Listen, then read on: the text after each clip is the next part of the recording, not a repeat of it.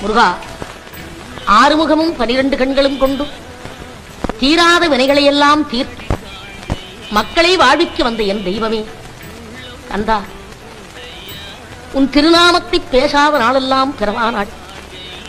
பிறந்து வளர்ந்து பேசத் தெரிந்த நாள் முதல் நான் உன் திருநாமத்தை பேசாத நாள் இல்லை, உன் திருப்பாதத்தை வணங்காத நேரமில்லை.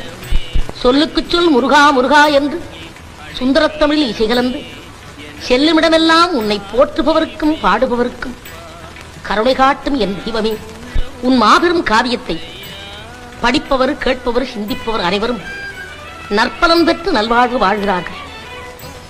முருகா என்ற உன் திருநாமத்தை கேட்டு உருகாத மனமில்லை, ஆனந்த கண்ணீர் பெருகாத கண்கள் இல்லை. உன் கருணைக்கு நான் என்ன கைமாறு செய்வேன்?